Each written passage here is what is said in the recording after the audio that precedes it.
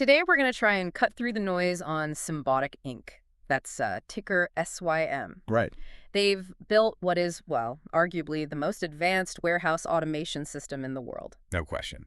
So our mission today is to really unpack this complex investment narrative. You hear analysts talk about this industrial AI paradox, and that's what we want to get into. That paradox is everything. It's the whole story. On one side, you have this absolute operational supremacy. Think of it like a Ferrari engine of technology. A Ferrari engine, I like that. Yeah, it just dwarfs the competition. But then, on the other side, that amazing tech is packaged in a way that, well, it creates some financial opacity. And the market is hitting them with a governance discount because of it. Okay, so let's unpack that Ferrari engine first. I mean, Symbotic has this massive, almost unbelievable $22.5 billion backlog. It sounds like pure hype, I know. It does. So how much of that is real? How much is just baked into the price already? Well, a lot of it is just rooted in physics. The critical difference is speed.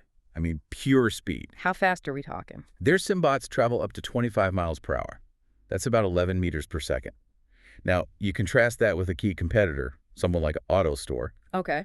Their systems are moving at, what, maybe 3.1 meters per second? So that's a huge difference. It's up to a 9 times speed advantage over some legacy systems. It translates directly to efficiency. So the speed is clear, but who's the customer here? Is this strictly a B2B play? And what does this term native packaging actually mean for them? Oh yeah, strictly B2B. And native packaging just means they handle the entire case as it comes from the manufacturer. It's perfect for high-throughput retail replenishment. Like with Walmart. Exactly, starting with Walmart. The AI then does something they call store-friendly palletization. It sequences all the goods perfectly for a specific store's layout. Which saves the retailer a ton of money on labor downstream. Massive savings. And one more thing, their system is super high density. We're talking a 30 to 60% footprint reduction. Given how much industrial real estate costs these days, that's a huge tailwind. Okay, let's pivot. Let's talk about the duality, the financial side of things. Fiscal year 2025 it looks stellar operationally. The bull case seems pretty powerful. Oh, absolutely. Total revenue surged 26% to $2.247 billion.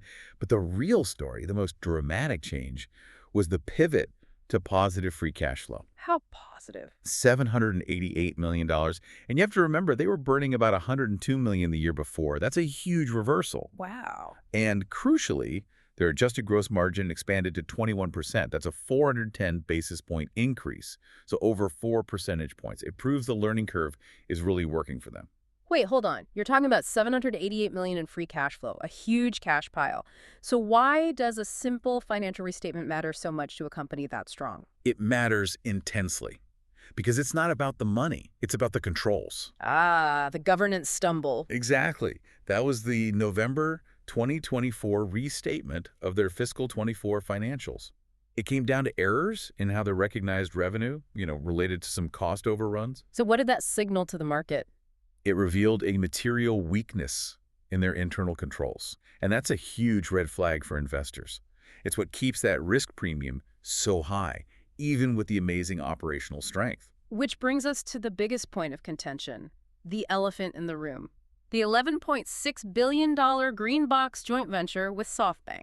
GreenBox is the true binary risk here. It's either going to be a home run or a huge problem. And it accounts for more than half the backlog, right? Over half. $11.6 billion of that $22.5 billion total. So you have this severe concentration risk right off the bat. And this is where the circular revenue critique comes in. Can you explain that? Precisely. Symbotic owns 35% of GreenBox. So they're selling systems to an entity they partially own and control, and they're recognizing all that revenue. I see. The biggest risk here is what we call commercial validation.